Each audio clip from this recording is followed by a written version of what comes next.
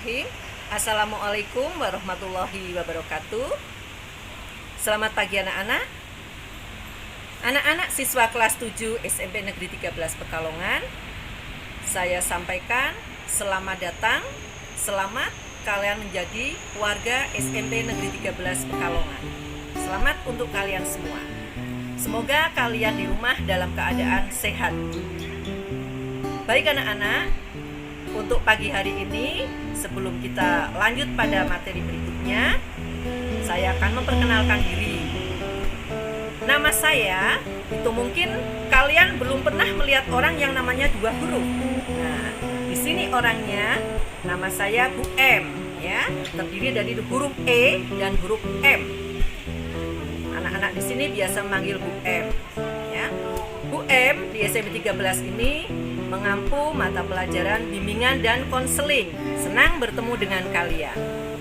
Oke, mari kita mulai untuk materi. Untuk saat ini, Bu M akan menyampaikan materi dalam MPLS yang berjudul Struktur Organisasi dan Kepemimpinan. Tentunya dalam hal ini adalah tentang OSIS. Apa itu OSIS?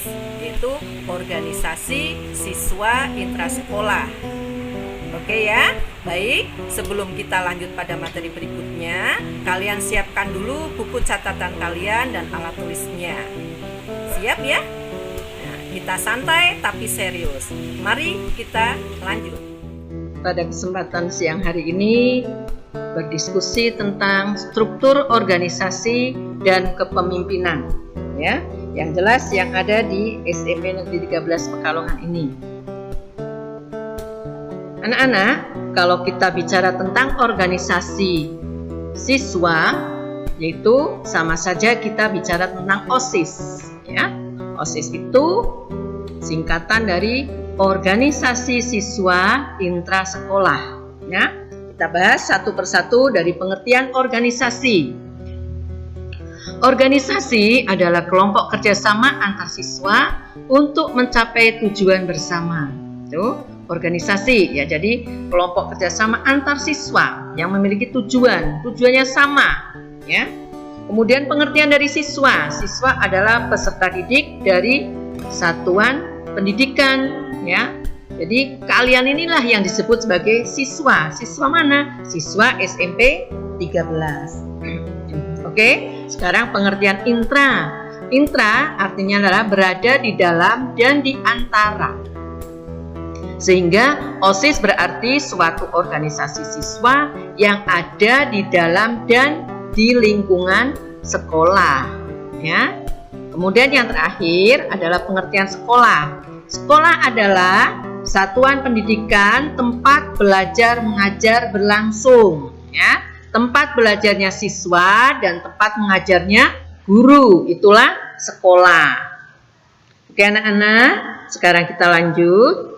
Peran dan fungsi OSIS, ini ada 3. Yang pertama, peran dan fungsi OSIS sebagai wadah. Bahwa OSIS ini merupakan satu-satunya wadah atau tempat kegiatan siswa di sekolah. Jadi semua kegiatan siswa itu di bawah naungan OSIS. Yang kedua, peran dan fungsi OSIS sebagai penggerak atau motivator, yaitu sebagai perangsang atau pemberi motivasi yang menyebabkan lahirnya keinginan atau mempunyai semangat para siswa untuk berbuat dan melakukan kegiatan bersama di dalam mencapai suatu tujuan. Sekarang peran dan fungsi OSIS yang ketiga, yaitu bersifat preventif. Peran OSIS secara eksternal maupun atau mampu mengadaptasi lingkungan seperti menyelesaikan persoalan perilaku menyimpang siswa. Yaitu di sini peran dan fungsi OSIS yang bersifat sebagai preventif itu adalah agar siswa terhindar dari perilaku-perilaku yang menyimpang. Perilaku yang menyimpang seperti apa? Contohnya, perilaku yang menyimpang siswa misalnya adalah suka membolos, anak yang suka merokok, anak yang suka minum minuman keras, ya, suka melakukan bullying. Nah, itu contoh perilaku-perilaku menyimpang. Nah, OSIS di sini berfungsi sebagai sebagai peranan yang bersifat preventif, mencegah agar siswa tidak mempunyai atau tidak memiliki perilaku-perilaku menyimpang yang tadi. Berikut syarat pengurus OSIS. Ini adalah yang pertama, bahwa siapa saja ya pelajar SMP 13 boleh menjadi pengurus OSIS. Syaratnya apa? Ini kita bahas. Yang pertama, takwa terhadap Tuhan Yang Maha Esa. Yang kedua, memiliki budi pekerti yang baik dan sopan santun terhadap orang tua, guru, dan teman. Yang ketiga, memiliki bakat sebagai pemimpin. Ya, kalau kalian merasa memiliki bakat sebagai pemimpin, silahkan. Kalau ingin jadi pengurus OSIS, daftarkan nanti ya sebagai calon pengurus OSIS. Yang keempat, syaratnya memiliki kemauan, kemampuan, dan pengetahuan yang memadai. Berikutnya, dapat mengatur waktu sebaik-baiknya sehingga tidak terganggu dalam mengikuti kegiatan belajar karena menjadi pengurus OSIS. Ya, jadi karena menjadi pengurus OSIS sering mengadakan kegiatan, sering ada kegiatan sekolah sehingga sering meninggalkan pelajaran. Nah, ini harus bisa membagi waktu. Jangan menjadi pengurus OSIS tapi nilainya jelek karena sering tidak ikut pelajaran, sering tidak ikut ulangan. Yang tidak boleh terjadi. Berikutnya, syaratnya adalah pengurus dicalonkan oleh perwakilan kelas. Ya, jadi semua pengurus kelas itu nantinya akan dicalonkan oleh perwakilan kelas menjadi pengurus OSIS. Misalnya tiap kelas diwakili oleh berapa orang? 2 orang, 3 orang, ya. Kemudian melakukan seleksi. Kemudian syaratnya adalah tidak duduk di kelas terakhir. Artinya bahwa pengurus OSIS terdiri dari siswa atau peserta didik kelas 7 dan kelas 8 karena tidak boleh duduk di kelas terakhir yaitu kelas 9. Kelas 9 tidak boleh menjadi pengurus OSIS. Berikutnya, syarat pengurus OSIS khusus untuk ketua, yaitu dalam pengurus OSIS ada yang namanya ketua OSIS. Ketua OSIS syaratnya adalah selain di atas tadi, syarat tambahannya mempunyai kemampuan berpikir yang jernih. Ya. Kemudian yang kedua, memiliki wawasan luas dalam upaya mengembangkan OSIS di sekolah. Itu tadi syarat untuk menjadi pengurus OSIS. Jelas ya anak-anak ya? Nah, siapa nanti di dalam diri kalian yang memiliki minat untuk menjadi pengurus OSIS? Ini syarat-syaratnya. Kalian cermati, silahkan nanti bisa menjadi perwakilan kelas untuk seleksi dalam pengurus OSIS. Begitu ya anak-anak ya. Oke, sekarang kita lanjut berikutnya. Nah, ini ada program dan kegiatan OSIS. Di sini kami sampaikan ada 8 program dalam kegiatan OSIS ini. Yang pertama, pembinaan keimanan dan ketakwaan terhadap Tuhan Yang Maha Esa. Bahwa di dalam program OSIS ini mencantumkan diantaranya dari yang berkaitan dengan program nomor 1, nantinya siswa atau pengurus OSIS ya atau semua anggota OSIS harus melaksanakan peribadatan sesuai dengan ketentuan agamanya masing-masing ya. Kita juga punya program memperingati Hari Hasil Besar Agama di sekolah kita peringati ya. Yang kedua, program yang kedua adalah di bidang kehidupan berbangsa dan bernegara. Contohnya apa ini? Yaitu contohnya melaksanakan upacara bendera dengan hikmat. Ya, kalian pernah kan ikut upacara bendera? Ya, harus hikmat dalam mengikuti upacara. Yang ketiga, bidang pendidikan pendahuluan bela negara. Contohnya, misalnya melaksanakan kegiatan kepramukaan.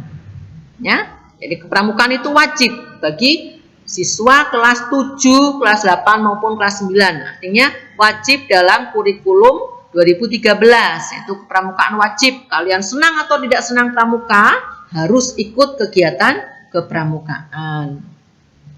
Program dan kegiatan OSIS berikutnya adalah bidang berorganisasi, pendidikan politik dan kepemimpinan. Ya.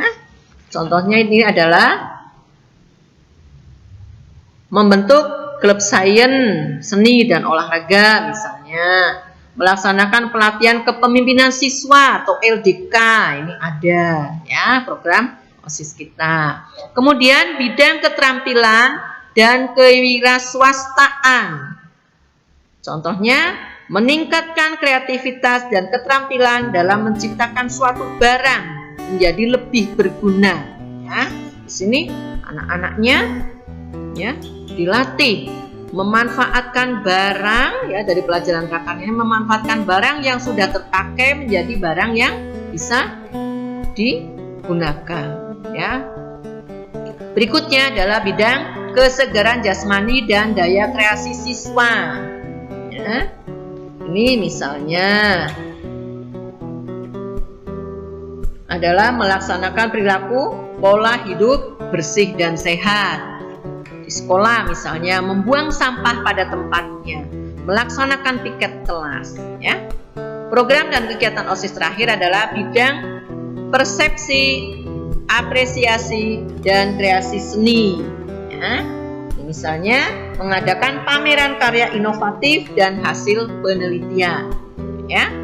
Oke, itu tadi program dan kegiatan OSIS ya. Ini contoh struktur organisasi OSIS. Ini slide berikutnya anak-anak. Ini slide yang terakhir tentang struktur organisasi OSIS. Di sini bisa kalian amati.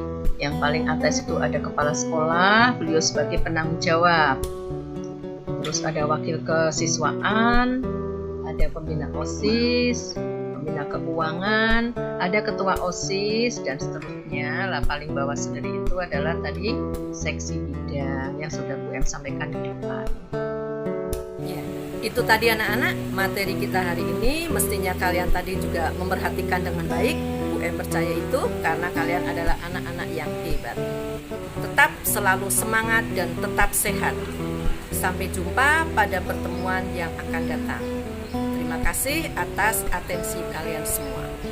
Assalamualaikum warahmatullahi wabarakatuh.